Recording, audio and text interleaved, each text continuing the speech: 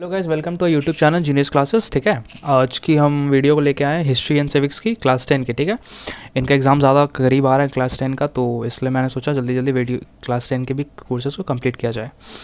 ठीक है, वही हमारा घिसा पिटा line, please do like share and subscribe our channel, please do it.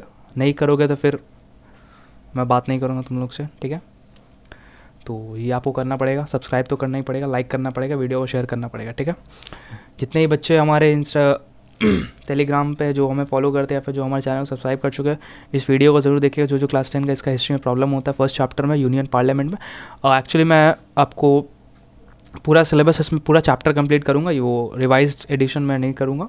ठीक है, पूरा चैप्टर क्लियर करूँगा, क्योंकि मान लीजिए अगर कोई पार्ट ऐसा है जो रिवाइज तो दे दिया कि नहीं आएगा, बट अगर आ गया तो देर कैन बी ओके। तो मैं कर दे रहा हूँ, आपको जो पार्ट आपका इंपॉर्टेंट है आप उसको स्किप करके देख लेना। ठीक है, मैं आपको यही बोल सकता हूँ। और वैसे भी हाँ, बोर्ड्स के पहले मतलब मान लो एक दो हफ्ता पहले जैसे मैंने क्लास 9 का सिविक्स कंप्लीट किया था एक वीडियो में रिवाइज एडिशन को, तो मैं वैसे उसमें उस टाइम में कर दूंगा, बट अभी के लिए मैं पूरा चैप्टर को पढ़ा रहा हूँ। ठीक है, सो प्लीज़ वीडियो को लास्ट तक देखिएगा एंड शेयर करिएगा। ठीक है, चलिए तो शुरू करते हैं। हमारा चैप्टर का नाम है union parliament, legislature and union parliament. ठीक है, देखो, the union parliament, the modern times as state manifest itself through a government. हर कंट्री का गवर्नमेंट होता है, सरकार होता है। It is the government which translates the aspiration and ambition of the state into reality. States में जो भी पीपल रहते हैं या फिर जो पब्लिक का डिमांड रहता है उसको रियलिटी करने के लिए कौन रहता है, जिम्मेदार रहता है, गवर्नमेंट रहता है। आपको रोड चाहिए तो आप तो यहाँ रोड बनाओगे, कौन बनाएगा, गवर्नमेंट बनाएगा। ठीक है, under monarch king use a wild power of authority. जैसे राजा वाजा रहते हैं, जैसे मान लो किंग जोंग वुंग है, नॉर्थ कोरिया का जो राजा है, जब मन तब उसका गर्दन उड़वा दो, जब मन तब घर से उठा लो, राजा लोग को होता है। बट अगर मोदी या फिर रामनाथ कोविंद सर जो है हमारे प्राइम मिनिस्टर प्रेसिडेंट आपको चाहें घर से उठाना तो थोड़ी ना उठा पाएंगे, उठा सकते हैं, बट दे नीड वारंट। ठीक है, कि आपको पिक करने के लिए, उठाने के लिए। तो ये सब पार्ट मतलब उतना इंपॉर्टेंट नहीं है। ठीक है, हमारे सीधे ये जो ऑरेंज पार्ट आता है हम इसे आते हैं। देखिए, पूरे स्टोरी की तरह कंसेप्ट होगा, हिस्ट्री सिविक्स जैसे मैं पढ़ता हूँ पूरे स्टोरी की तरह। येलो पार्ट देखना नहीं है, सिर्फ मुझे देखो। हमारा पार्लियामेंट में 3 तो बॉडी होता है, हमारे पार्लियामेंट में 3 बॉडी होते हैं। क्या? एक लेजिस्लेटिव, एग्जीक्यूटिव, जुडिशियरी। ठीक है, लेजिस्लेटिव, एग्जीक्यूटिव एंड जुडिशियरी। ठीक है, अब आप पूछोगे सर लेजिस्लेटिव क्या करता है? देखो, एकदम सीक्वेंस में चलेंगे। हमारा कंट्री में मान लो एक लॉ बनता है, भाई मान लो फॉर एग्जांपल वाटर बिल। हमें कंट्री में चलो पानी बहुत बर्बाद होता है, बहुत पब्लिक बर्बाद करते हैं, उसके लिए वाटर के ऊपर एक बिल लाना पड़ेगा कि भाई जितना वाटर खर्च करोगे उतना बिल पे करना पड़ेगा। अगर बिल पे करना पड़े तो लोग पानी बेकार यूज़ नहीं करेंगे। ठीक है, तो लेजिस्लेचर क्या करता है? लेजिस्लेचर जो होता है ना, वो रूल्स को बनाता है, वो लॉ को बनाता है। भाई लिख ले रहा है भाई कि आज वाटर बिल यहाँ पे हम लोग लागू करेंगे देश में। ये कौन करता है? लेजिस्लेचर करता है, वो रूल को बनाता है। ठीक है, समझ आया? रूल बन गया मेरा। अब भाई रूल सही है कि गलत, कोई चेक करने वाला होना चाहिए कि नहीं होना चाहिए, क्योंकि सभी जानते हैं हमारे काफ़ी सारे एमपी एमएलए जो होते हैं वो मतलब इलिटरेट भी रहते हैं। अगर कोई एमपी एमएलए को देखो तो अंगूठा छाप है।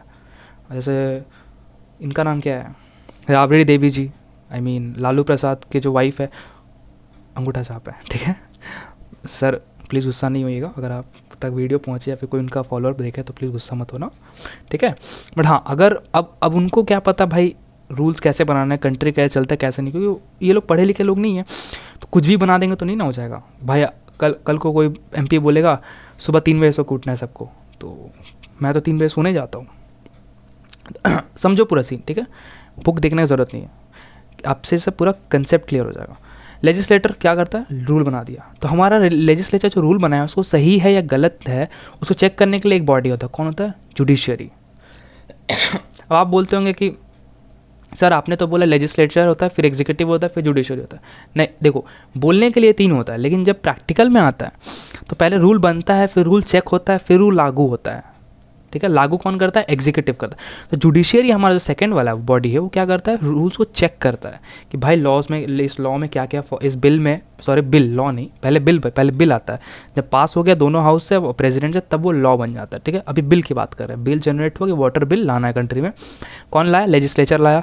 जुडिशरी क्या करता है? उसको चेक करता है, जो जजेस रहते हैं वगैरह, जो भी जो जुडिशियल सिस्टम में हमारा लोग है वो चेक करते हैं, अच्छा अच्छा यहाँ पे फॉल्ट है, इस पॉइंट में फॉल्ट है, यहाँ पे करेक्शन चाहिए। चेक हो गया। अब जो एग्जीक्यूटिव है वो क्या करेगा, एक एग्जीक्यूटिव जो तीसरा बॉडी है वो क्या करेगा, उस लॉ को एक छोटे से एरिया में, मान लो जैसे 100 लोगों का गांव है, वहाँ पे उस लॉ को इम्प्लीमेंट करेगा, उस वाटर बिल को ला के देखेगा, उसका देखेगा इम्पैक्ट क्या है, उसका खराबी क्या है, एडवांटेज क्या है, डिसएडवांटेज क्या है। जो डिसएडवांटेज आएगा उसको सुधार दिया जाएगा, ठीक है।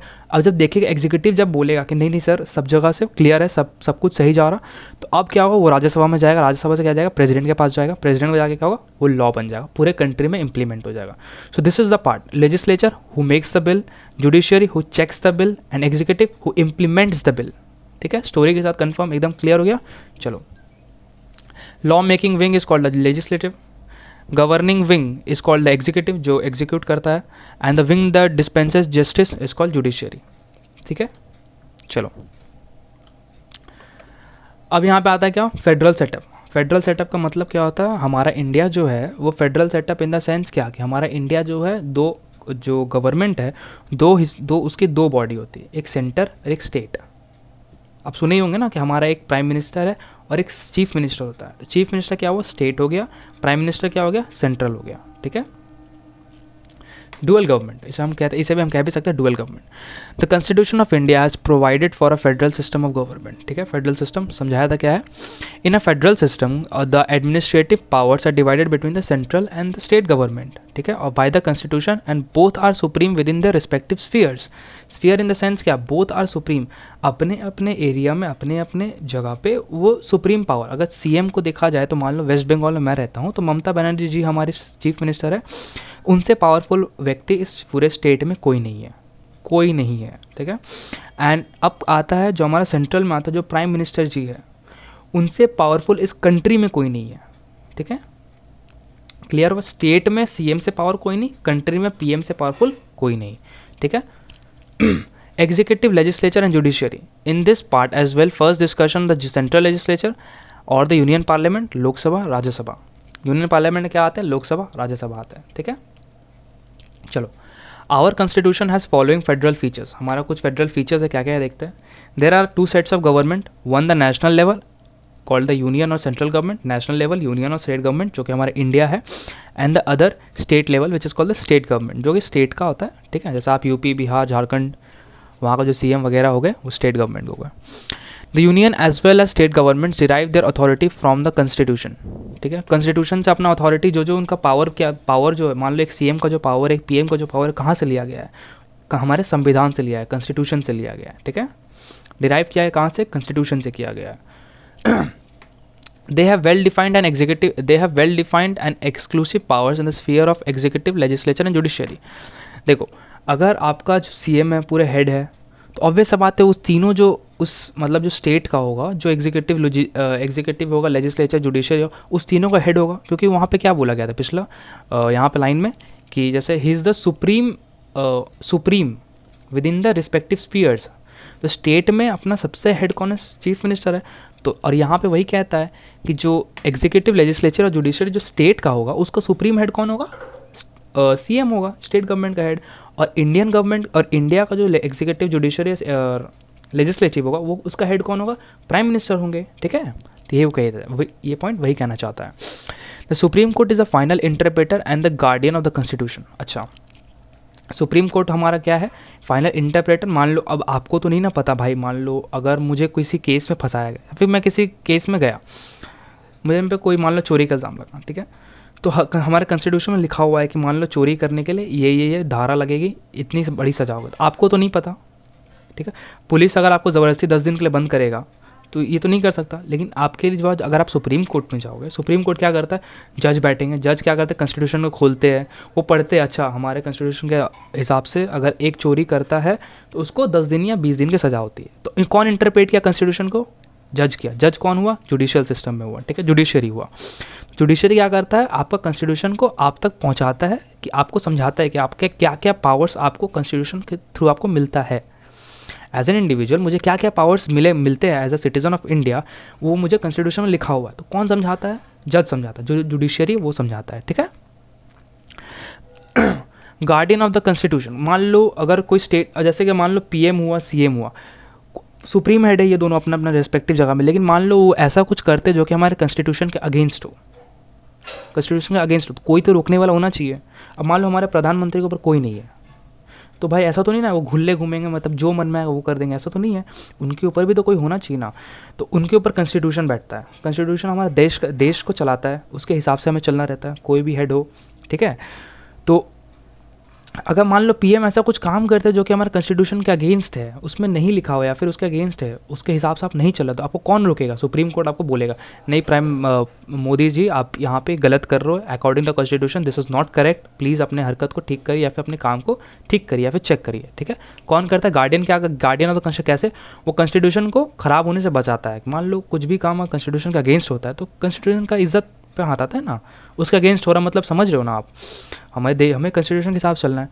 तो इसलिए गार्डियन मतलब कॉन्स्टिट्यूशन को बचाता भी है, ठीक है। चलो, the supreme court can settle disputes between union and the state government between the states and themselves.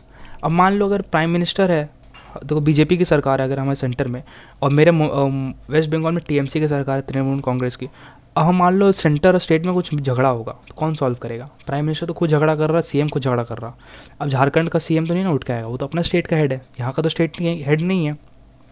और स्टेट के हेड ममता बनर्जी है, ममता बनर्जी से ऊपर कोई नहीं है। कंट्री का ऊपर हेड कौन है? Prime minister. तो इन दोनों का झगड़ा को सुलझाने के लिए भी कोई चाहिए, कौन करता है? वो सुप्रीम कोर्ट ही करता है, ठीक है।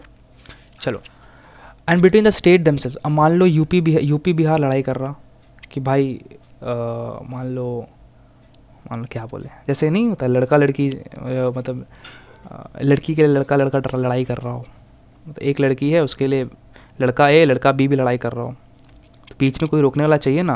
पता चल लड़की की दोस्त बोली भाई एक और अच्छा हैंडसम लड़का है, दोनों से अच्छा भी है, इस दोनों को छोड़ और निकलते हैं, ठीक है। तो कौन यहाँ पे सुप्रीम कोर्ट कौन हुआ? जो लड़की की बंदी थी, दोस्त आई जो उसको लेके चली गई और दोनों लड़ते रह गया।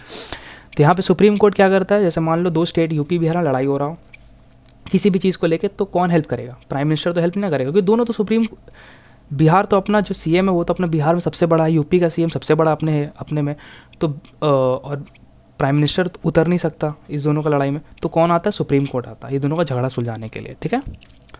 The Indian constitution confers upon the federal system the strength of the unitary government. Federal system हमारा क्या है? स्ट्रेंथ ऑफ द गवर्नमेंट का है, दोनों गवर्नमेंट को मिला के, ठीक है। Normally the system of the government is federal, the constitution enables the federation to transform itself into a unitary state by the assumption of power of state by the union. ये कहता है constitution आपको ये भी power देता है कि अगर आपको इंडियन कॉन्स्टिट्यूशन के साथ चलना है, मतलब इंडियन गवर्नमेंट जो सेंट्रल के साथ चलना अगर स्टेट में, तो आप चल सकते हो, ठीक है। ड्यूरिंग इमरजेंसी, मान लो इमरजेंसी आ गया किसी स्टेट में, जैसे मान लो फॉर एग्जांपल हाँ झारखंड में एक टाइम क्या हुआ था कि वहाँ पे जब पार्टीशन हुआ तो उस समय कोई सीएम वीएम था नहीं, तो भाई कोई तो गवर्न करने के लिए चाहिए ना, तो कौन उसको गवर्न करेगा? सेंट्रल गवर्नमेंट अपना लगा देता है, प्रेसिडेंट रूल उसे कहते हैं, प्रेसिडेंट रूल, मतलब उस स्टेट में इमरजेंसी चल रही है तो वहाँ पे कोई सीएम कोई हेड नहीं है, कौन हेड कर रहा है उसको? यूनियन गवर्नमेंट, जो सेंट्रल गवर्नमेंट वो उसको हेड कर रहा है, ठीक है। ये such a combination of federal and unitary system in the same constitution is unique in the world, जो भी है। चलो, definition of the parliament. The parliament is a legislative organ of the government. Parliament क्या है? Legislative organ of the government है, ठीक है। It is a representative body whose permission is constitutionally required in the process of making and changing laws. एक second, हाँ, तो it is the क्या है? It is the representative body whose permission is constitutionally required in the process of making. जैसा कि मैंने आपको कहा था कि हमारे पार्लियामेंट जो रहता है ये लोकसभा राज्यसभा, इनका परमिशन से ही, मतलब यही लोग जो होते हैं लॉ बनाते हैं। ये हमारे एग्जीक्यूटिव हो गए, ठीक है। ये हमारे क्या होगा? लेजिस्लेटिव होगा। जो पार्लियामेंट है वो हमारा लेजिस्लेटिव। जैसे मैंने कहा था गवर्नमेंट के 3 पार्ट होते हैं, लेजिस्लेटिव, एग्जीक्यूटिव एंड जुडिशरी। तो जो हमारा पार्लियामेंट है वहीं पे तो लॉ या बिल बनता है ना। मान लो वाटर बिल आया तो देखा ना, लोकसभा में बिल आया, फिर राज्यसभा में गया, फिर वहाँ से प्रेसिडेंट के पास गया, बिल जब तीनों हाउस से सैंक्शन हो गया तो वो लॉ बन गया। तो पार्लियामेंट जो हमारा होता है वो क्या होता है? हमारा लेजिस्लेटिव बॉडी होता है। हमारा जो लॉ और बिल होता है वो पार्लियामेंट से ही जनरेट होता है, ठीक है। It is the legislative organ of the government. It is a representative body whose permission is required to in the process of making and changing the law. ये वो बॉडी है, पार्लियामेंट वो body है जिसका परमिशन लगता है। अगर कोई मान लो प्राइम मिनिस्टर चाहे कि हमें एक लॉ को चेंज करना है तो उसके लिए आपको पार्लियामेंट का परमिशन लेना पड़ेगा। कॉन्स्टिट्यूशन के आधार पे, कोई भी कॉन्स्टिट्यूशन के अगेंस्ट नहीं कर सकता काम, जो भी काम होगा कॉन्स्टिट्यूशन के साथ होगा, ठीक है। It controls the union council of ministers and national budget. अब हमारा जो प्राइम मिनिस्टर होते हैं वो, देखो कोई भी पार्लियामेंट में 2 हाउस होता है, लोकसभा राज्यसभा, हम बाद में इस पे आएंगे लोकसभा राज्यसभा में। तो हमारा पार्लियामेंट में कौन आते हैं, council of ministers and the national budget, मतलब जो प्राइम मिनिस्टर होते हैं वो पार्लियामेंट में ही आते हैं। अब बजट कहाँ निकलता है, पार्लियामेंट में ही आता है, तो वही कहता है the national budget is also included in the parliament. It clearly shows the principle of democratic government. Democratic government मतलब इलेक्टेड बाय द पीपल, ठीक है। मतलब जो आपका जो डेमोक्रेसी इन द सेंस क्या होता है, आप free to do anything until and unless it is not against the constitution, ठीक है। चलो, आई होप इतना आपको समझ आया होगा। अब हमारा नेक्स्ट आता है द सेंट्रल लेजिस्लेचर और the Indian parliament consist of 3 constituents, the Lok Sabha, Rajya Sabha and the president. हमारा जो सेंट्रल लेजिस्लेचर है, जो पार्लियामेंट है, क्या 3 बॉडी कंस्टिट्यूट करता है, Lok Sabha, Rajya Sabha and the president, ठीक है। Like several federations of the world, Lok Sabha represents the people of the country and Rajya Sabha represents the federal states. जैसे कि बाकी देशों में होता है, लोकसभा जो एमपीज जो होते हैं, मेंबर्स ऑफ पार्लियामेंट, जो कि लोकसभा के मेंबर होते हैं, उन्हें कौन इलेक्ट करता है, वी द पीपल। तो इन्हें इसलिए हम लोग कहते हैं people of the country, represent the people of the country, जो लोकसभा है, क्योंकि उन्हें हम इलेक्ट करते हैं, we the people, me you, not you because you are still class 10, but या your parents, everyone, every citizen of the country elect the members of the Lok Sabha, that is the Lok Sabha, ठीक है। एंड राज्यसभा में कौन रहते हैं, जो फेडरल स्टेट्स रहते हैं, मतलब जो स्टेट्स वगैरह, जो यूनियन और स्टेट्स का जो मेंबर रहते हैं, उन्हें राज्यसभा में जगह दी जाती है। अब आते हैं हमारा इंपॉर्टेंट जगह, द लोकसभा। प्लीज़ ध्यान से सुनिएगा, आई थिंक थोड़ा ब्लरी पिक्चर है, प्लीज़ ध्यान रखिएगा, and if you have the book you can open the book, that's better. The lower house of the parliament called the house of people or the Lok Sabha. जैसा कि मैंने कहा था, house of the people and the Lok Sabha. Why house of the people? Because they are elected by us, these members are elected by us, okay, which is the representative body of the people बार बार मैं बोल रहा हूँ, क्योंकि Lok Sabha member collect कौन करता है, हम करते हैं। Composition, the maximum strength of the Lok Sabha which provided by the constitution is 552. Maximum कितने लोग होते हैं लोकसभा में, 552 होते हैं, ठीक है। And not more than 530 members shall represent the state. जितने भी स्टेट्स, मतलब जैसे मान लो जब प्राइम मिनिस्टर का इलेक्शन होता है तो हर स्टेट में वोट आता है, ठीक है। तो सिर्फ स्टेट्स को मिला के, हमारे पास यूनियन टेरिटरीज भी है, याद रखिएगा, ठीक है। 8 यूनियन टेरिटरीज भी है, तो वो भी इनमें ही आते हैं, ठीक है। तो जितने 28 स्टेट्स को मिला के मेंबर्स जाएंगे, उसको 530 एक्सीड नहीं करना चाहिए। टोटल बैठे हैं कितने, 552, बट सिर्फ स्टेट्स, 28 स्टेट्स है, झारखंड, बिहार, यूपी, एक्स्ट्रा वेस्ट बंगाल, जो भी उड़ीसा, नेपाल, उड़ीसा, 7 सिस्टर्स, जम्मू कश्मीर सॉरी, हरियाणा, पंजाब, जितने भी स्टेट्स हैं उनके मिला के कितने होने चाहिए, 530 होने चाहिए, ठीक है। Not more than 20 members shall represent the union territories, UT हमारे, Daman and Diu, Dadra Nagar Haveli, Lakshadweep, Andaman Nicobar island, Delhi is also a union territory, I guess, या it's a union territory, and Jammu Kashmir, Ladakh, these are the union territories. और 2 मतलब पुडुचेरी और एक होगा, मुझे याद नहीं आ रहा। तो इन 8 यूनियन टेरिटरीज को मिला के 20 मेंबर्स एक्सीड नहीं करने चाहिए। And 2 members are Anglo Indian committee shall be nominated by the president. ये 2 मार्क्स का क्वेश्चन बोर्ड्स के एग्जाम में पूछा जाता है। It is a very important question that how many members are elected by the president from the Anglo Indian community, that's 2 members, and by whom the president of India, okay. चलो, However, the effective strength of the Lok Sabha at present is 545. फिलहाल अभी जितने members हैं उनको मिलाया कितना है, 545 है। कहाँ से, out of which 530 members are directly from the state and 13 members for the union territory. मतलब 7 मेंबर्स अभी और जा सकते हैं, क्योंकि 20 बोला था, 20 से ज़्यादा नहीं हो सकता, अभी 13 है, मतलब 7 और आ सकते हैं, ठीक है। देखो 45 + 7 करो, 552 आ जाएगा, 552 आ जाएगा, है ना। 545 + 7 is 552। Seats are allotted to the different states, 28 in number states हमारे, जैसे कि आपको पता है। यूनियन टेरिटरीज अब यहाँ 9 है, बट अब 8 हो चुके हैं, ठीक है। दादरा नगर हवेली एंड दमन एंड दीव मर्ज हो गया है, तो 1 हो गया है। इन the Lok Sabha on the basis of the representative population, मतलब ये बोलना चाहते हैं कि लोकसभा में उतने सीट्स इन द सेंस उतने मेंबर इलेक्ट होंगे जितना, किस पर डिपेंड करता है, हमारा पॉपुलेशन। जैसे कि अगर आप यूपी से शायद 80 मेंबर्स ऑफ लोकसभा जाते हैं, 80, which is the highest, because UP is the most populated state in India, okay.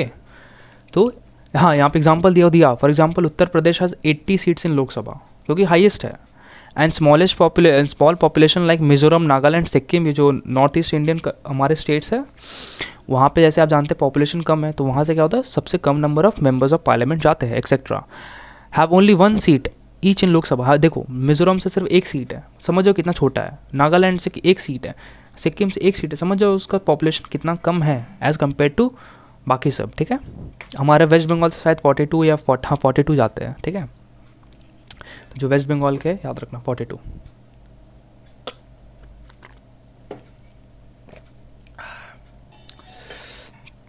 अब होता है division of state into constituencies. State को डिवाइड किया जाता है। Each state and UT are divided into number of areas called constituencies for election purpose.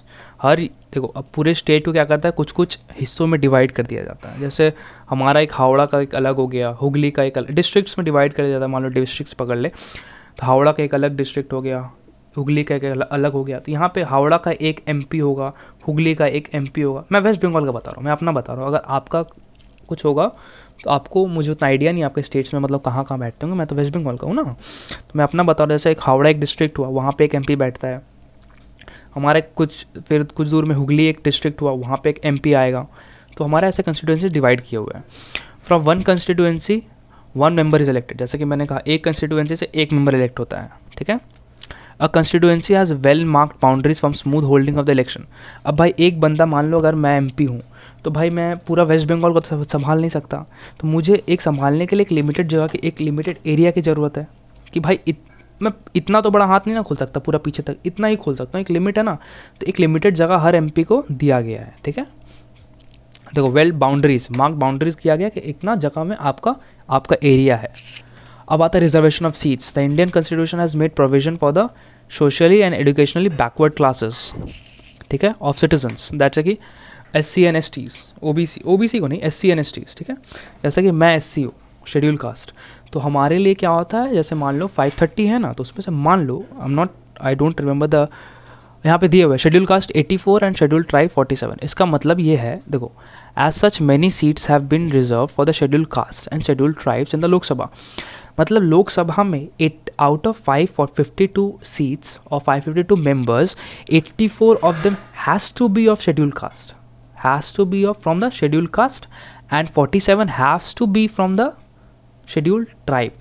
ठीक है, I don't think these numbers will come in the exam, but yeah, it's good if you remember it. Okay, 84 कहाँ से आते हैं, schedule caste से, and 47 कहाँ से आते हैं, शेड्यूल ट्राइब से। ठीक है, मैंडेटरी है, होना ही होगा। इससे कम, इससे देखो, इससे ज़्यादा हो सकते हैं, बट इससे कम नहीं हो सकते। This are reserve for us, this is my right.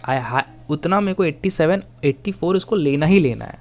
ठीक है, the president is empowered to nominate 2 members of the Anglo Indian. जैसा कि आपको पहले बताया था, एंग्लो इंडियंस प्रेजिडेंट को पावर है कि 2 एंग्लो इंडियन को वो इलेक्ट कर सकते हैं। If he finds that the community is inadequately representation in the house. अगर उनको लगता है कि जैसे एंग्लो इंडियन मान लो 2 ठो हम लिए, तो या फिर उनका रिप्रेजेंटेशन सही नहीं हो, तो वो 2 और ले सकते हैं। ठीक है, ये क्या है,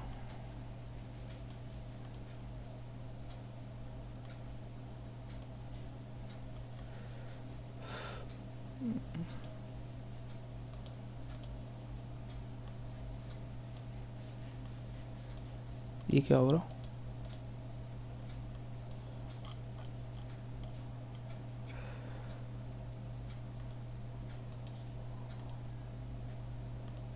हाँ ठीक है, हाँ छोड़ो, सॉरी, आते हैं अब elections to the Lok Sabha.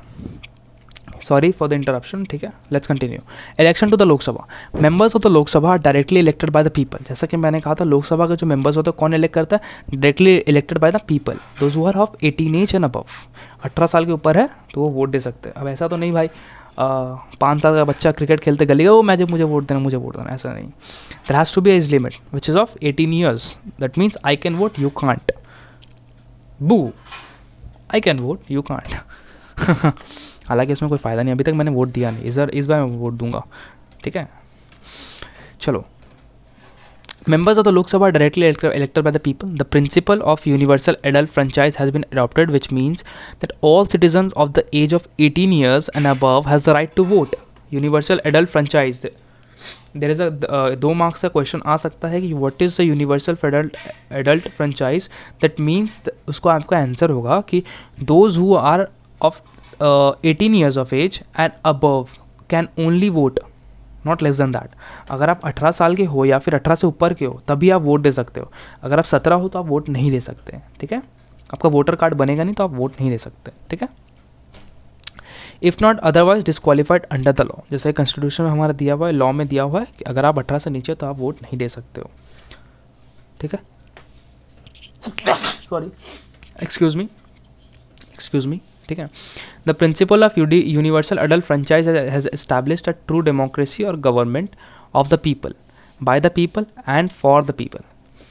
Universal adult franchise has established क्या किया, डेमोक्रेसी। डेमोक्रेसी मतलब आप कुछ भी कर सकते हो जब तक कि आप कॉन्स्टिट्यूशन के दायरे में हो, ठीक है।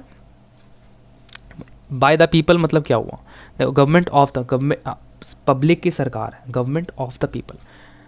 अब अमेरिकन के लिए तो नहीं ना इंडियन प्राइम मिनिस्टर जी मोदी जी बने हुए हैं, हमारे लिए बने, तो क्या है ऑफ द पीपल, वो मेरे लिए बने हैं। बाय द पीपल मतलब मैंने वोट दे के बनाया है, ठीक है। एंड फॉर द पीपल वो हमारे लिए है, दोनों एक ही है, ठीक है। फॉर मतलब वो मेरे लिए काम करने के लिए है, ठीक है। मेरी सरकार है, ऑफ द पीपल, मैंने बनाया है, बाय द पीपल, एंड वो मेरे लिए काम करेंगे, सो फॉर द पीपल।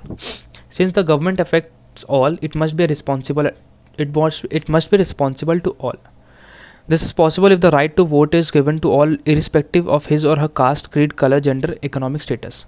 ये कहता है कि जैसे हमारे कास्ट मीन्स जो वोटिंग राइट्स है वो कोई भी मतलब बायस नहीं होने चाहिए। जैसे it is for the people, it is by the people, हर इस इंडियन सिटीज़न के लिए है, ठीक है। आपको वोट देने के लिए you have to be a Indian citizen, लाजमी सा बात है। पाकिस्तान का आदमी आके तो यहाँ पे वोट नहीं ना दे देगा। तो यही कहता है कि कोई भी डिस्क्रिमिनेशन नहीं होना चाहिए वोटिंग के लिए, हर कोई वोट कर सकता है, चाहे वो लड़का हो, लड़की हो, काला हो, गोरा हो, मोटा हो, एससी हो, एसटी हो, जनरल हो, और क्या गरीब हो, अमीर हो, हर कोई को उसी लाइन में खड़ा होकर वोट देना है, ठीक है। Hence lies the merit of universal adult franchise.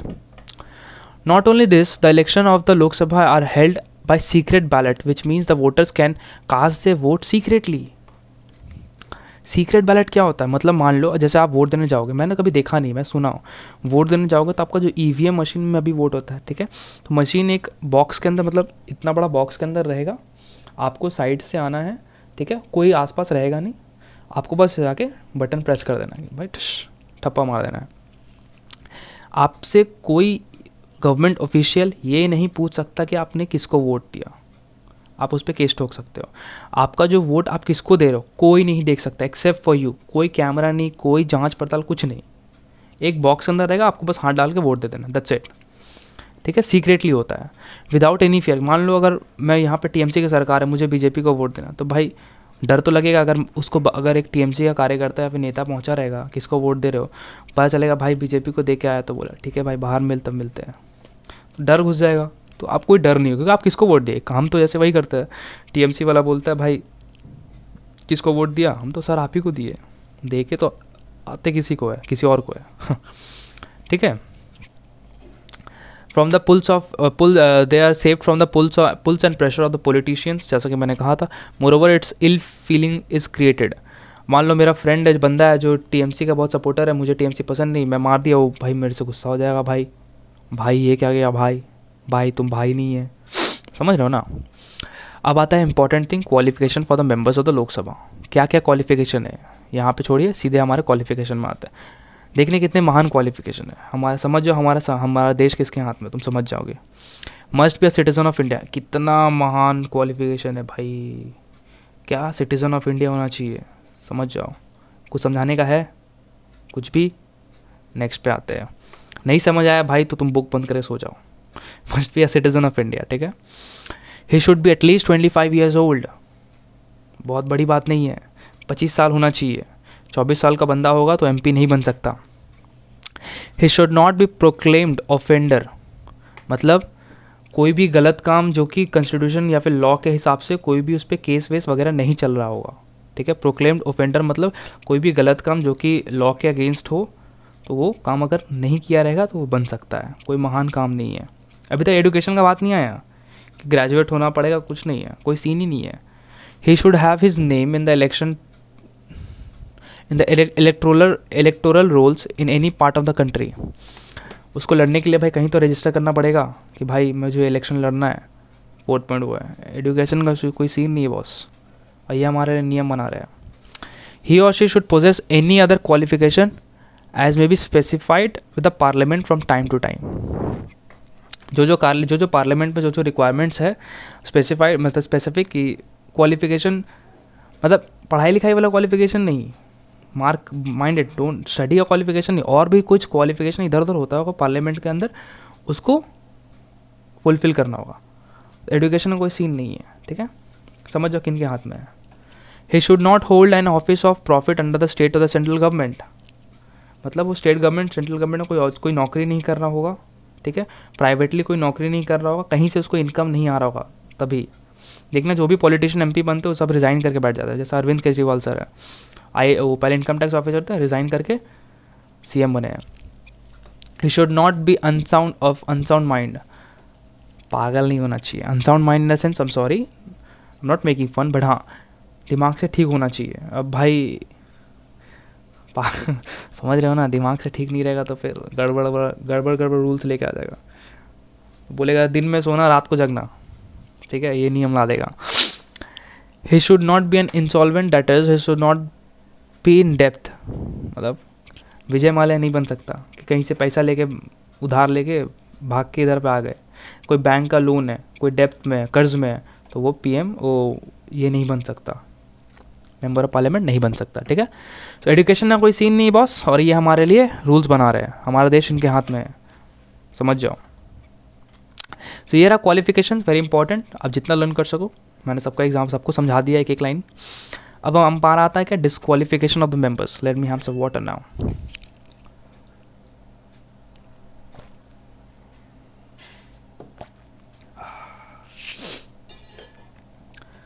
History का मतलब है आपको बहुत बोलना पड़ेगा. Disqualification of members. A member of the house, सीधे डिस्क्वालिफिकेशन पॉइंट पर आते हैं, वो सब छोड़िए. If you holds an office, देखो सिंपल सा बात है भाई, जो ऊपर है वहाँ पे ऑपोजिट कर दो. वहाँ ऑफिस ऑफ प्रॉफिट नहीं पकड़ता, अगर ऑफिस ऑफ प्रॉफिट यहाँ पकड़ता तो निकाल दो उसको.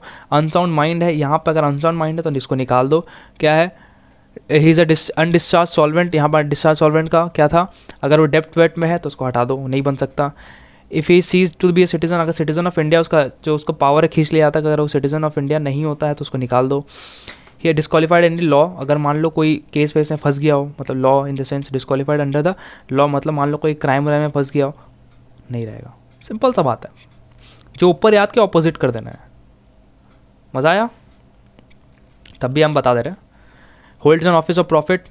If you holds an office of profit either in the state government और एनी स्टेट गवर्नमेंट और सेंट्रल गवर्नमेंट, हटा देना है इसको.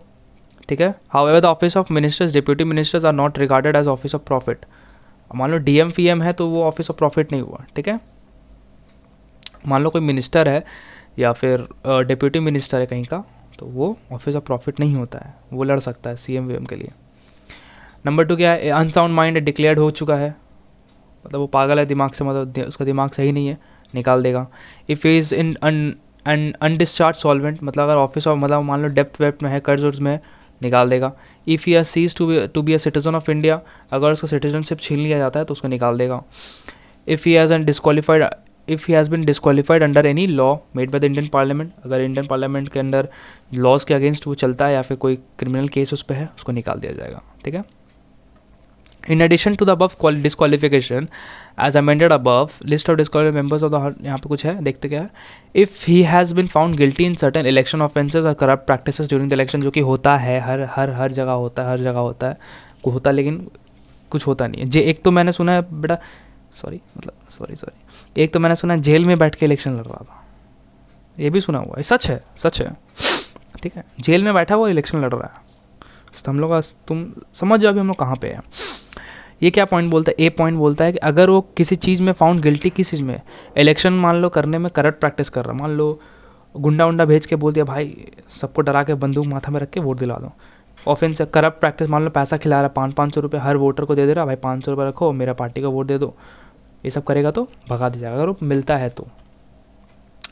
If he has been sentence to transportation और imprisonment for not less than 2 years, अगर 2 ईयर से ज़्यादा अगर उसको इम्प्रिजनमेंट हो जाता है तो ऑब्वियस बात उसको निकाल दिया जाएगा, ठीक है। कम से कम उसको 2 ईयर्स का अगर उसको इम्प्रिजनमेंट दे दिया जाता है या फिर उसको उसका जगह से हटा दिया जाता है, बोलता है तुम यहाँ से चले जाओ वहाँ पे, तो वो नहीं लड़ सकता, ठीक है।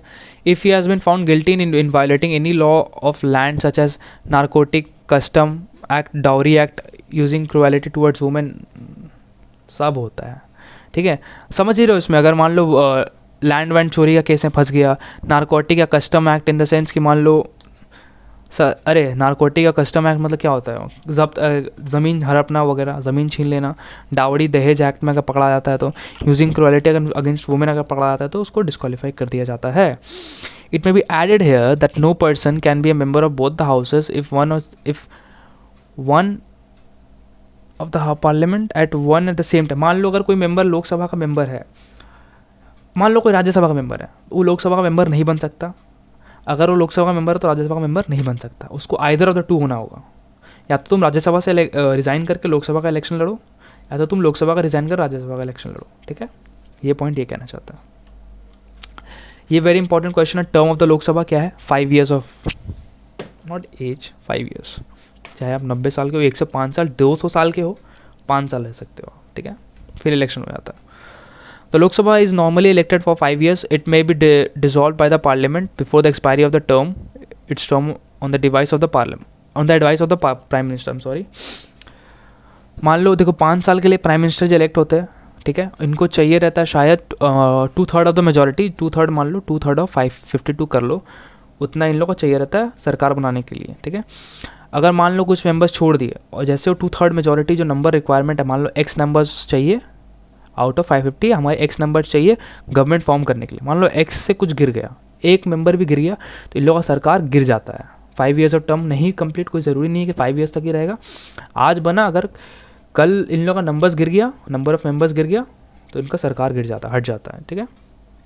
However, while a proclamation of emergency is an operation, its tenure may be extended by Parliament for a period not exceeding 1 year at a time and not exceeding, it can in any case beyond a period of 6 years after the proclamation of emergency. तो ये point क्या कहता है? However, when a proclamation of an emergency is in operation, मान लो emergency हमारे country में है, ठीक है, तो उनका टेन्योर क्या होता है? एक्सीड हो जाता है क्या? For a period not exceeding 1 year, 1 साल से ज़्यादा उनका टेन्योर एक्सीड नहीं होगा, 1 साल के लिए उनको टेन्योर एक्स्ट्रा मिल जाएगा, ठीक है, समझ गए। मान लो उनकी सरकार गिरने वाली है, अगर कंट्री में इमरजेंसी आ गया है, कुछ प्रॉब्लम, फाइनेंशियल प्रॉब्लम आ गया, कोई वॉर हो गया वगैरह हो गया, तो इमरजेंसी आ जाता है कंट्री में, तो 1 साल के लिए उनका टेन्योर को बढ़ा दिया जाता है, ठीक है।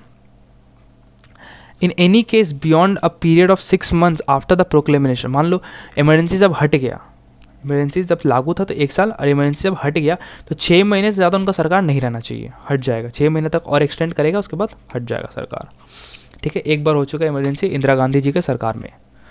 The session of the house, the president summons the session of each house of the parliament. Normally there are 3 sessions. Budget session फरवरी से मई में होता है, budget session. The monsoon session कब होता है? जुलाई से सितंबर में होता है। एंड द विंटर सेशन नवंबर से दिसंबर में होता है।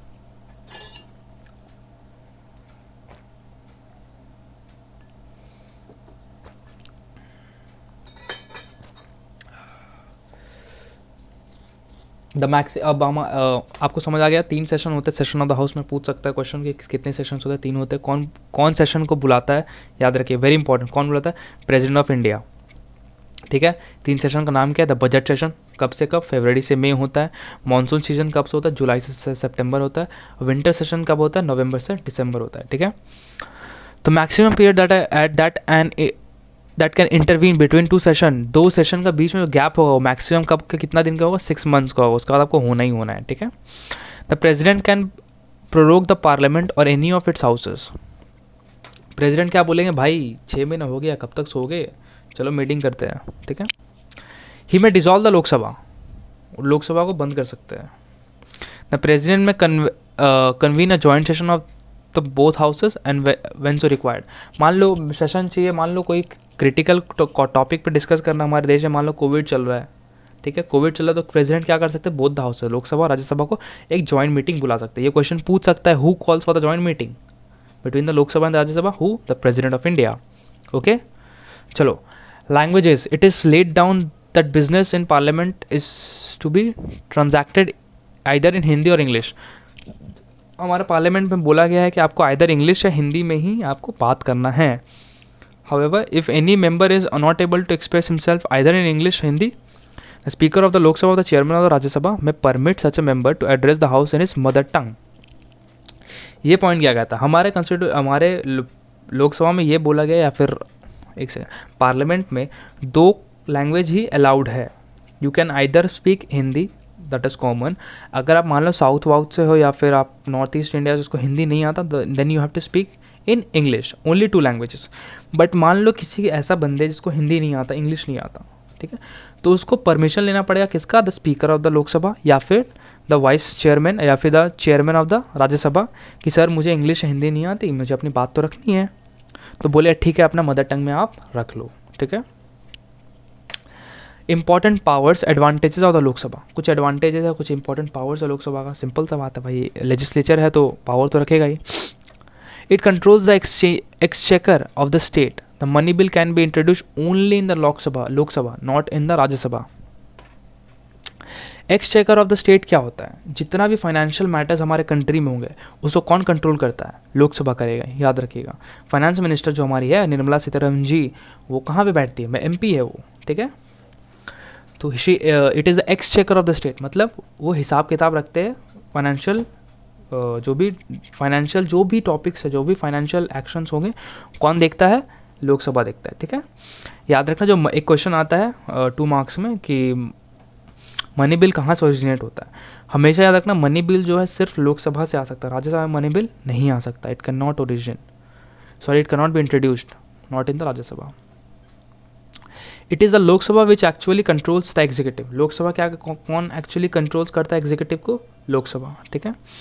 The council of ministers is actually responsible to the Lok Sabha. A motion of no confidence is passed by the Rajya Sabha does not force the government to resign, but a similar vote passed by the Lok Sabha makes it obligatory for the government to resign। देखो ध्यान से समझो, मेरे एक बहुत अच्छे student ने कहा था कि सर ये सब टॉपिक समझ नहीं आ रहा। नो कॉन्फिडेंस मोशन, अब मान लो जैसे कि लोकसभा पकड़ते, लोकसभा लोअर हाउस, एक गवर्नमेंट एक साइड और एक साइड कौन, ऑपोजिशन बैठता है, जो कि गवर्नमेंट को टोकता रहता है, जो कि पावर में नहीं है, ठीक है। तो यहाँ पे क्या होता है, मान लो गवर्नमेंट अपना काम नहीं कर पा रहा, ठीक है, गवर्नमेंट से देश नहीं चल रहा, देश में बहुत सारे प्रॉब्लम्स आ रहे हैं, गवर्नमेंट काम नहीं कर पा रहा, भाई कोई तो होगा उसको बोलने के लिए, कोई तो होगा। तो यहाँ पे क्या होगा, जो मिनिस्टर जो हेड ऑफ द ऑपोजिशन रहेगा, जो मतलब ऑपोजिशन का जो हेड रहेगा, वो क्या करेगा, स्पीकर को बोलेगा सर मुझे इस सरकार पे भरोसा नहीं है, मुझे सरकार पे कॉन्फिडेंस नहीं है कि भाई इनसे देश चलेगा। अगर नो कॉन्फिडेंस मोशन पास होता है तो डायरेक्ट सरकार को क्या करना पड़ेगा, रिज़ाइन कर देना पड़ेगा, संग सरकार गिर जाएगी। अगर राहुल गांधी शायद राहुल गांधी है, अगर लीडर ऑफ द अपोजिशन मान लो, I am not saying that he is, check कर लेना प्लीज़, अगर Rahul Gandhi is the leader of the opposition, तो वो ये बिल पास, तो ये रेजोल्यूशन पास कर सकते हैं कि सर मुझे इस सरकार पर भरोसा नहीं है, सरकार पे कॉन्फिडेंस नहीं है। सो भरोसा नहीं है मतलब क्या, no confidence, I don't have confidence in this government. तो क्या होगा, संग गवर्नमेंट को, प्राइम मिनिस्टर को रिज़ाइन करना पड़ेगा along with his council of ministers, ठीक है। देखो, a vote is passed by the Lok Sabha makes it obligatory, मतलब एकदम करना ही पड़ेगा for the government to resign. But ये चीज़ राज्यसभा में नहीं होता, राज्यसभा में उसको जो भी राज्यसभा में मेंबर लोग या फिर जो गवर्नमेंट, उसको रिज़ाइन नहीं करना पड़ता, बट एक सिमिलर ही उसी की तरह होगा, बट रिज़ाइन नहीं करना रहेगा, ठीक है। पावर छीन ले जाएगा बट रिज़ाइन नहीं। बट लोकसभा में क्या, यू हैव टू रिज़ाइन, खत्म, नो प्राइम मिनिस्टर, फिर से इलेक्शन होगा, ठीक है, ठीक है। In almost all fields of Lok Sabha has an upper hand because the greater number of numerical strength of its members. It has 545 and members against 445 तो Rajya Sabha. Obvious बात है, देखो भाई, अगर आप गुंडे हो, मैं भी गुंडा हूँ, आप में मेरे में लड़ाई हुआ, आप लेके आए 50, मैं लेके आया 500, कौन जीतेगा? इधर देखो, इधर बात कर रहा हूँ, कौन जीतेगा? 50 वाला जीतेगा, 500 वाला जीतेगा? अगर लोकसभा राज्यसभा में लड़ाई होता है तो आपको क्या लगता है कौन जीतना चाहिए? ऑब्वियस बात है लोकसभा जीतेगा, क्योंकि लोकसभा के कितने मेंबर्स हैं? 552 एंड राज्यसभा का कितने मेंबर है? 545, which is which is not exactly but almost half. तो ऑब्वियस अब आता है कोई भी चीज़ पास होगा तो लोकसभा क्लीन स्वीप लेके चल जाएगा, ठीक है। चलो क्या है, it is an admitted fact of the Lok Sabha is more powerful house. Simple सा बात है, लोकसभा क्या है, पावरफुल हाउस है, क्योंकि नंबर ऑफ मेंबर्स ज़्यादा है। ऑब्वियस सा बात है, मान लो कोई चीज़ पर डिबेट ही हो गया, कोई चीज़ वोट मांगना पड़ेगा, तो सिंपल सा बात है भाई, वोट मांगने की ज़रूरत क्या है, 250 सभी मान लो अगर बोलेंगे ए जीत गया, राज्यसभा का हर मेंबर बोलेंगे नहीं वाटर बिल लाना चाहिए, 245 मेंबर्स मार दिए कि भाई वाटर बिल लाना चाहिए। लोकसभा भाई आधे मेंबर सोए रहेंगे, आधे वोट करना है क्या, आधे मेंबर गए 446 वो क्या पता चला 270 हो गए, सीधे 270 लोकसभा के मेंबर आ गए, वाटर बिल नहीं आएगा, बस नहीं आएगा। यहाँ पे राज्यसभा अपना पूरा मेंबर का जोर लगा दिया, वहाँ पे वो हाफ मेंबर का जोर नहीं लगाया ठीक से, तब भी राज्यसभा हार जाएगा। पावरफुल कौन हुआ, लोकसभा हुआ, ठीक है। चलो अब हमारा आता है, कोई से बड़ा करते थोड़ा तो अच्छा लगेगा।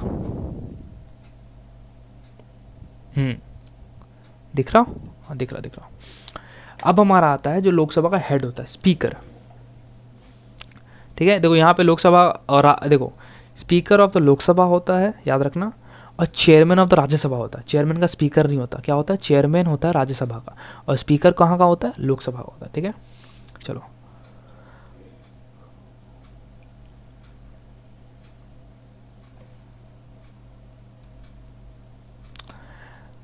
कंसेप्ट क्लियर करो, मेरे तरफ देखो, बुक में देखना पढ़ लेना, बट मैं समझाता रहा हूँ। लोकसभा का हेड कौन होता है, मतलब लोकसभा को चलाता कौन है, स्पीकर चलाता है। मान लो कभी स्पीकर भी तो इंसान है, मान लो बीमार रहा तो स्पीकर के जगह कौन बैठेगा, डेप्यूटी स्पीकर बैठेगा। लोकसभा को बाजू हटाओ, राज्यसभा में आओ। राज्यसभा का मैंने क्या बोला था, स्पीकर नहीं होता, क्या होता है, चेयरमैन होता है, ठीक है। मान लो चेयरमैन नहीं आया, ठीक है, तबीयत खराब हो गया, बाथरूम बैठा हुआ है, सर मन नहीं कर रहा, पेट खराब है, नहीं आऊँगा, तो कौन बैठता है, डेप्यूटी चेयरमैन बैठता है, ठीक है। दोनों हाउसेस क्लियर हो गया। अब हमारा देखो नेक्स्ट टॉपिक आता है हिज और हर इलेक्शन। लुक अवेयर, वो पढ़ाऊंगा पर यहाँ सुन लो। जो स्पीकर ऑफ द लोकसभा जो होता है ना, वो ही is the member of the Lok Sabha. अगर मैं स्पीकर हूँ ऑफ लोकसभा का तो I am the member of the Lok Sabha, ठीक है। अब मैं इलेक्ट कैसे हुआ, आपका सवाल यही है, क्वेश्चन ये, हिज और हर इलेक्शन। मान लो जैसे कांग्रेस की सरकार है, बीजेपी की सरकार है, कांग्रेस बोलेगा सर अब क्या होगा, एक भी स्पीकर नहीं है, अब क्या होगा, स्पीकर चाहिए। तो भाई जो प्रेसिडेंट पूछेगा अच्छा भाई स्पीकर किसको किसको बनना है, चलो ठीक है, बीजेपी से एक बंदा खड़ा हुआ, भाई सर मुझे बनना है, कांग्रेस से मैं खड़ा हुआ, सर मुझे बनना है, ठीक है। एक सेकेंड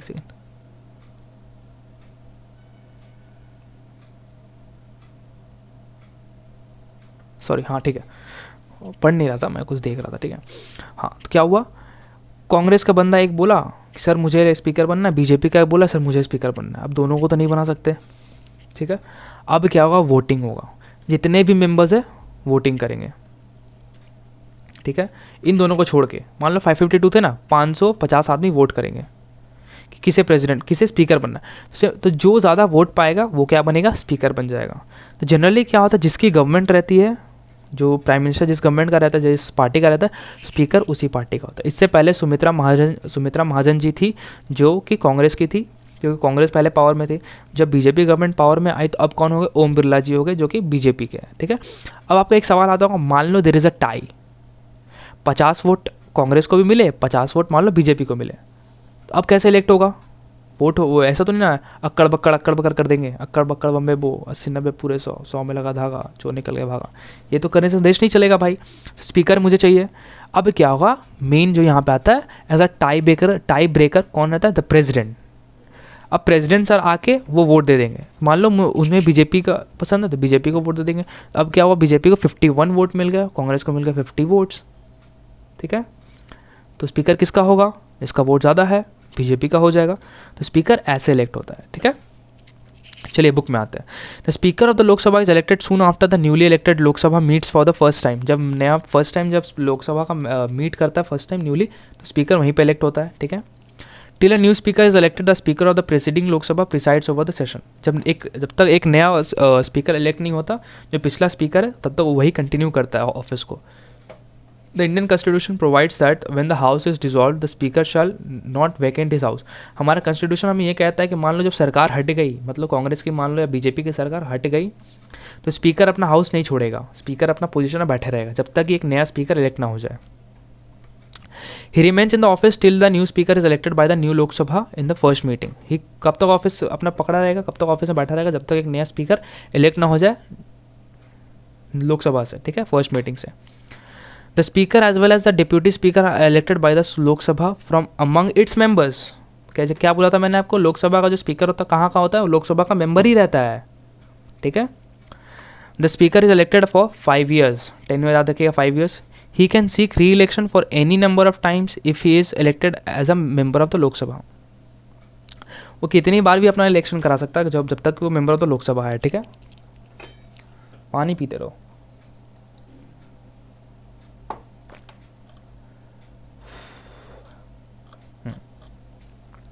आई गेस इस वीडियो में हम लोकसभा तक ही रहेंगे क्योंकि फिर वीडियो बहुत बड़ी हो जाएगी, फिर मज़ा नहीं आएगा, ठीक है। हिज रिमूवल, अब जिसको आना है उसको हटना तो पड़ेगा ही, कभी ना कभी हटना तो पड़ेगा, गलती तो करेगा।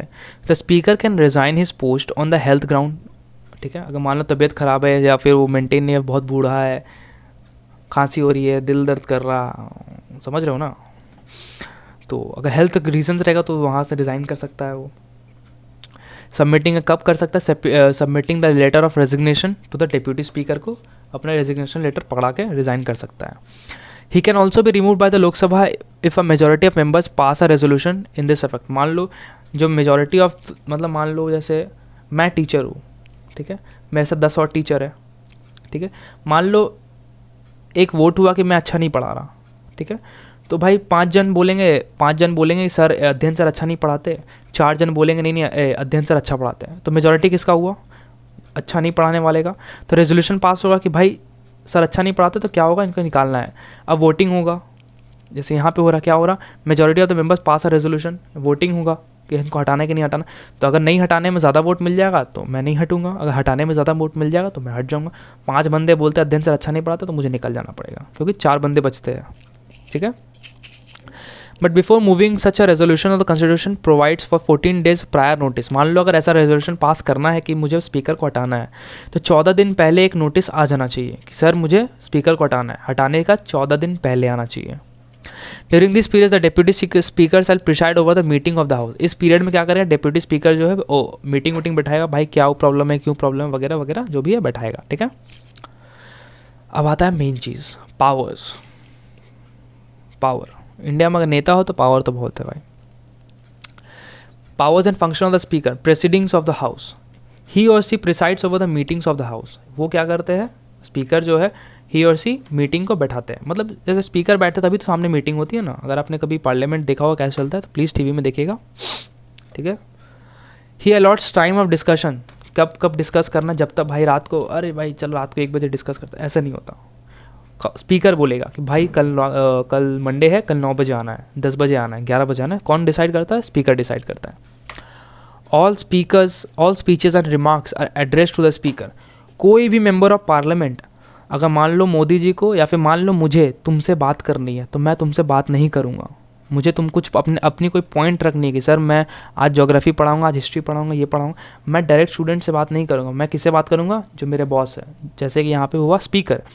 अगर एक एमपी या एमपी को कुछ बात करनी है तो वो डायरेक्ट हाउस से बात नहीं करेगा, किससे बात करेगा, स्पीकर को एड्रेस करेगा, स्पीकर की तरफ देख के वो बात करेगा, बाकी की तरफ देख के नहीं, ऑपोजिशन की तरफ या बाकी मेंबर्स की तरफ देख के वो बात नहीं करेगा। किसको एड्रेस कर रहा है, स्पीकर से बात करेगा डायरेक्ट। स्पीकर उसको देखेगा, मैं और जो बोल रहा है वो उसको स्पीकर को देखेगा। तो किसको एड्रेस कर रहा है, स्पीकर को एड्रेस कर रहा है, और किसी को आप एड्रेस नहीं कर सकते हो। The speaker has the final say regarding all rules and proceedings of the house. Speaker ही ये बोलेगा कि भाई सब कुछ रूल रेगुलेशन में होना चाहिए, क्या नहीं होना चाहिए। अगर कोई चीज़ रूल रेगुलेशन के तौर पे नहीं हुआ तो कौन बोल सकता है, सिर्फ स्पीकर ही बोल सकता है कि this is not done according to the rule, please change it, please rectify it, okay. All bill passed by the house are signed by the speaker before they send to the upper house और the president. Lok Sabha में कोई भी bill अगर generate होता है तो राज्यसभा जाने से पहले या फिर प्रेसिडेंट के पास जाने से पहले स्पीकर का सिग्नेचर मैंडेटरी है, उसके बिना वो बिल आगे ही नहीं बढ़ेगा। स्पीकर का सिग्नेचर इज मैंडेटरी, ठीक है, अनुमति, समझ रहे हो ना। The speaker decides the admissibility of all resolution bills, questions, motions. He can adjourn the meeting of the Lok Sabha. Speaker decide करता है कि भाई ये बिल या फिर कोई क्वेश्चन या फिर रेजोल्यूशन पे बात होगा नहीं होगा. अगर उसको लगता है कोई भी चीज़ अगर अकॉर्डिंग टू द कॉन्स्टिट्यूशन या फिर अनलॉफुली अगर हो रहा है, मतलब कोई भी लॉ के साथ नहीं चल रहा या फिर अनलॉफुली हो रहा, जैसे मान लो बदमाशी हो रही है या मारा मारी हो रही है, तो स्पीकर एडजोन कर सकता है. एडजोन इन द सेंस स्पीकर उसी दिन उसी वक्त बोलेगा कि मीटिंग बंद करो और आगे मीटिंग नहीं होगी आज के लिए. एडजोन, मीटिंग इज एडजर्न्ड, ख़त्म. ठीक है. हाँ, तो हमारा नेक्स्ट टॉपिक आता है ही एडमिट्स इंपॉर्टेंट मोशंस. ठीक है, that is no confidence motion. ठीक है, इंपॉर्टेंट मोशंस लाता है कौन? स्पीकर. क्या? जैसे कि नो कॉन्फिडेंस मोशन, जैसे कि मैंने आपको पहले बताया था. नो कॉन्फिडेंस मोशन क्या होता है? जब आपको गवर्नमेंट के ऊपर जब हाउस मेंबर्स को जब गवर्नमेंट पे भरोसा नहीं रहता है या फिर कॉन्फिडेंस नहीं रहता कि वो गवर्नमेंट ठीक से स्टेट को रन कर रही है, state in the sense country को रन कर रही है कि नहीं कर रही, तो या फिर स्टेट पे भी हो सकता है वो. ठीक है, स्टेट या सेंट्रल दोनों में हो सकता है.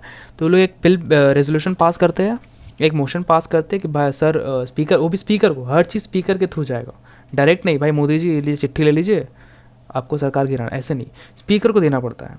ठीक है, सर मुझे गवर्नमेंट में भरोसा नहीं है, गवर्नमेंट पे कॉन्फिडेंस नहीं है, तो फिर ये रहा नो कॉन्फिडेंस मोशन. अगर स्पीकर एक्सेप्ट करता है, अगर सही रहता है, अगर पास हो गया, तो सरकार को इमीडिएटली रिज़ाइन करना पड़ेगा. प्राइम मिनिस्टर को with his council of ministers immediately क्या करना पड़ेगा?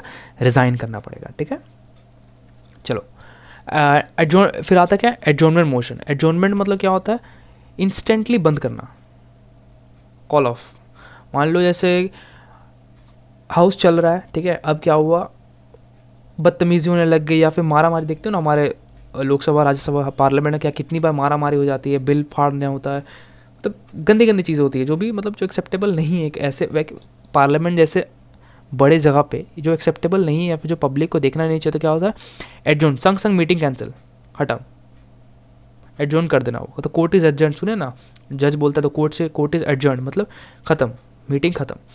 एडजर्नमेंट मोशन पास करता है स्पीकर, क्या बोलता है? भाई मारा मारी हो गया, भाई भाई रुको रुको, नहीं रुका, ख़त्म, मीटिंग ख़त्म, एडजर्न कर दिए. And other motions. ठीक है, he calls a vote on all bills, resolution, motions. वो क्या करता है? वोटिंग कराता है किसी भी बिल को लेके, रेजोल्यूशन को लेके, मोशन को लेके, कि भाई नो कॉन्फिडेंस मोशन है तो वोटिंग होगा. अगर कोई बिल पास होना चाहिए कि नहीं होना चाहिए, उस पर वोटिंग होता है. ठीक है, कोई भी रेजोल्यूशन आएगा तो उस पर वोटिंग होगा. ही अनाउंसेस द रिजल्ट. सिंपल सा बात है भाई, जो एग्ज़ाम लेगा वही रिजल्ट देगा. एग्ज़ाम आप दोगे, रिजल्ट मैं निकालूँ, ऐसा तो नहीं हो सकता ना.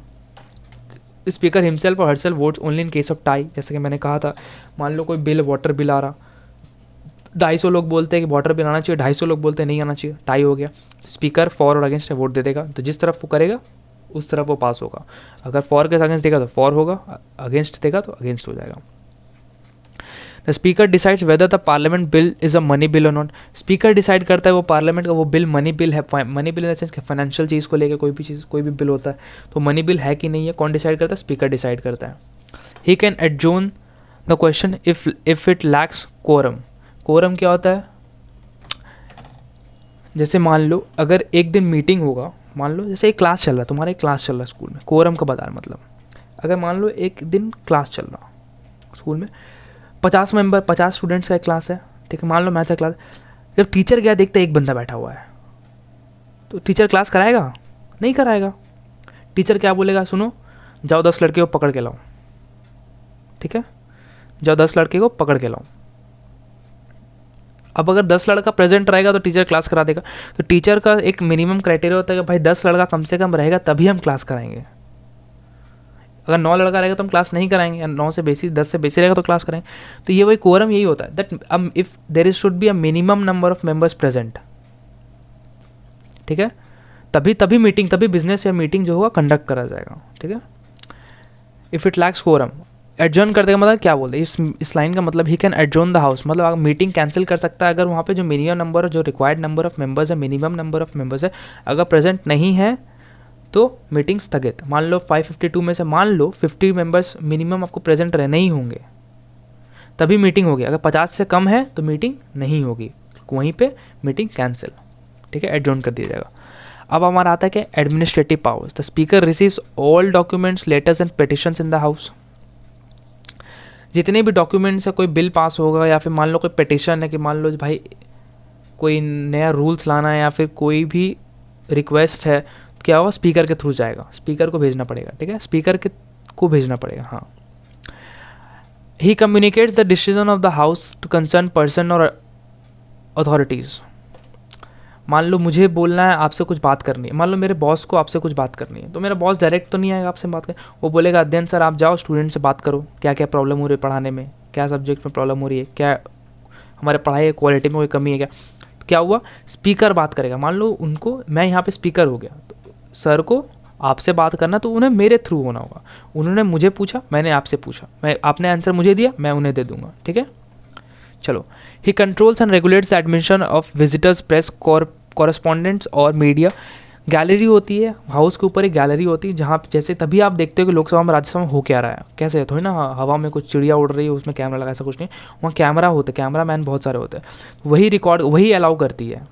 जैसे कि आपको इस गैलरी में इतने लोग आना चाहिए, ये कैमरा ऑन होगा, कब कैमरा ऑफ होगा, यही अलाउ करेगी। इसके परमिशन के बिना कोई भी कैमरा मैन वहाँ घुस नहीं सकता। Disciplinary powers, the speaker maintains order and decorum in the house. Decorum क्या होता है, एक अच्छा माहौल बनाना, ठीक है। तो स्पीकर क्या मेंटेन करता है कि भाई सब कुछ वेल ऑर्डर में होना चाहिए, सही तरीके से होना चाहिए, डेकोरम में होना चाहिए, मतलब एक शांत माहौल, एक अच्छा माहौल, एक गुड बिहेवियर वाला माहौल बनना चाहिए, ठीक है, मेंटेन होना चाहिए। He can suspend a member in case of misconduct. अगर कोई भी मेंबर बदमाशी करता है या फिर मतलब समझ रहे हो ना, कुछ भी करता है तो उसको सस्पेंड संग संग कर सकती है, भाई आउट, ठीक है। इन केस ऑफ डिसऑर्डर और unruly behaviour by a group of members he can adjourn the house. मान लो एक नहीं 50 बंदे बदमाशी कर रहे हैं, हाउस को बिगाड़ रहे हैं, तो क्या करेंगे, संग संग एडजॉर्न कर देंगे कि मीटिंग कैंसिल हो जाएगी उस दिन की, ठीक है। समझ गए इनका पावर क्या है।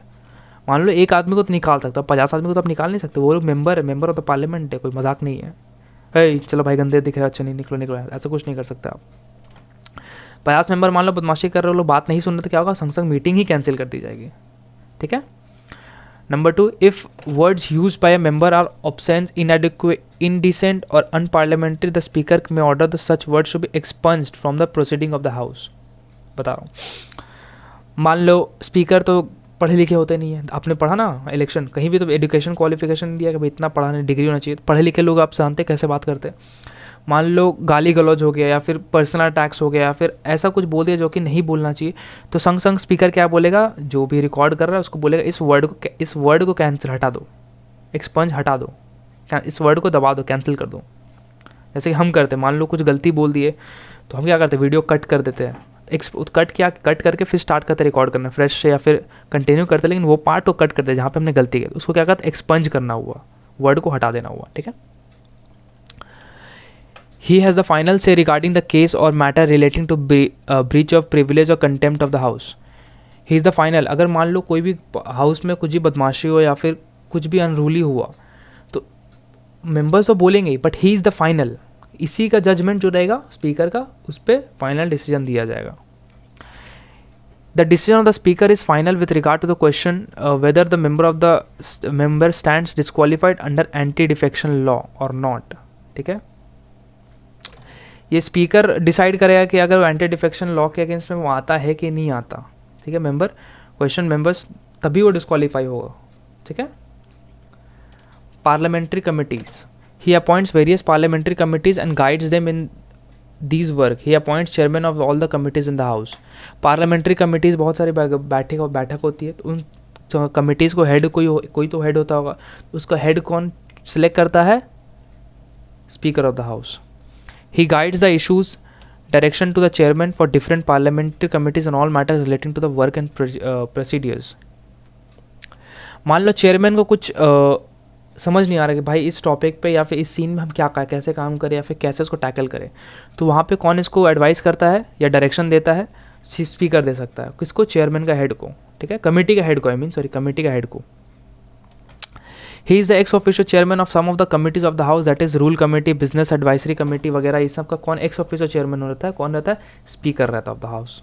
तो ये कुछ समझाने का नहीं है, एडवाइजरी बिजनेस एडवाइजरी एक कमेटी हुआ जहाँ बिजनेस के बारे में बात होता है, रूल्स एंड रेगुलेशन जब बनने का एक कमेटी होता है, तो इन सब का एक्स ऑफिशियो चेयरमैन मतलब जो हेड रहता है वो कौन रहता है, स्पीकर खुद रहता है, ठीक है। मिसलेनियस पावर्स एंड फंक्शन मतलब एक्स्ट्रा कुछ powers and functions. He presides over the joint sitting of the Lok Sabha and Rajya Sabha. अगर जो लोकसभा और राज्यसभा का जॉइंट सीटिंग करते हैं तो उसको कौन प्रिसाइड करता है, कौन मीटिंग को बुलाता है, स्पीकर बुलाता है। याद रखिएगा, डोंट गेट कन्फ्यूज, प्रेसिडेंट नहीं बुलाते हैं, कौन बुलाते हैं, स्पीकर ऑफ द हाउस बुलाते हैं, Lok Sabha. He nominates members of the parliament delegation to various countries and consultation with the chairman of the upper house. मान लो कुछ मीटिंग, मतलब मान लो कुछ पॉलिटिकल मीटिंग के लिए किसी बाहर कंट्री में जाना पड़ता है, जो कि कंट्री को रिप्रेजेंट करता है, तो कौन इसको कौन रिप्रेजेंट करेगा, उसको कौन सेलेक्ट करता है, स्पीकर सेलेक्ट करता है। किससे, अपर हाउस, मतलब राज्यसभा का जो चेयरमैन रहता है या फिर जो, हाँ यहाँ पे दिया हुआ है चेयरमैन ऑफ अपर हाउस जो होता है, उनसे डिस्कस करके कि भाई एक्स व्यक्ति, मतलब मिस्टर एक्स को भेजना चाहिए अमेरिका हमारा कंट्री को रिप्रेजेंट करने के लिए या फिर बात करने के लिए, ठीक है। लेजिस्लेटिव बॉडीज़ का जो प्रिसाइडिंग ऑफिसर्स रहते हैं उनसे कौन कॉन्फ्रेंस से बात करता है, स्पीकर ही बात करता है, ठीक है। मतलब जो भी देखो, आप देखो यहाँ पे सिंपल सी बात है, लेजिस्लेटिव बॉडीज़ का जो भी एक्शन होता है कौन लेता है, स्पीकर लेता है, ठीक है। बेसिक सा सवाल है ये, ठीक है। तो यहाँ पे हमारा क्या होता है, लोकसभा ख़त्म हो जाता है, ठीक है। एक सेकेंड, ज़रा मुझे एक सेकेंड देना, कुछ छूटा क्या।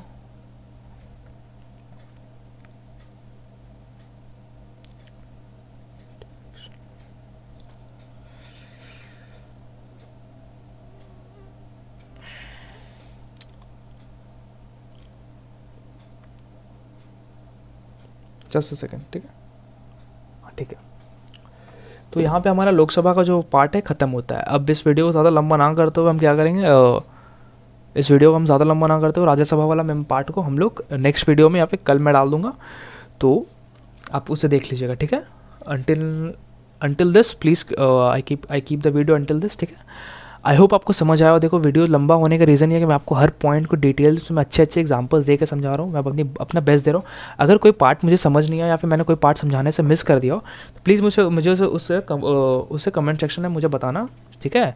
तो I will try to rectify it and आपको जो एक्सप्लेनेशन चाहिए मैं देने की कोशिश करूँगा। और हमारा टेलीग्राम चैनल तो हमेशा खुला हुआ है, लिंक डिस्क्रिप्शन में दिया हुआ है, प्लीज़ ज्वाइन करिएगा उसे, ठीक है। And do like share and subscribe our channel, do like share and subscribe this video, please share करिएगा। काफ़ी मेहनत लगती है बनाने में, ठीक है। बस आपका वो शेयर ही चाहिए, लाइक चाहिए, that your love is all we need, जैसे कि मैं कहता हूँ, ठीक है। तो राज्यसभा वाला कल आएगा एंड अच्छे से पढ़ाई करो। कोई भी पॉइंट समझ नहीं आया बाबू, आप लोग बस मुझे कमेंट सेक्शन में बताओ, सर ये पॉइंट समझ नहीं आया। मैं टेलीग्राम में इनफैक्ट कॉल तक रिसीव करता रहता हूँ। एक स्टूडेंट ने कॉल करके बोला सर मुझे प्रॉब्लम हो रहा है, तो मैं डाल दे रहा हूँ वीडियो, ठीक है। हम इस लेवल पे आपको हेल्प करने का रेडी है। बस आप शेयर करो, लाइक ज़रूर करो प्लीज़ यार, लाइक नहीं करते हमें मज़ा नहीं आता। मतलब कुछ वीडियो में ऐसे मेरे 100 व्यू है, 200 व्यू, लेकिन लाइक वही 15-20 है। लाइक करने के पैसे तो नहीं लगते, ठीक है। लाइक करिए, सब्सक्राइब करिए चैनल को, और क्या। नेक्स्ट डे राज्यसभा से हम लोग कंटिन्यू कर देंगे, ठीक है। वीडियो काफ़ी लंबा हो रहा, तो signing off today, that's it, thank you very much, bye bye.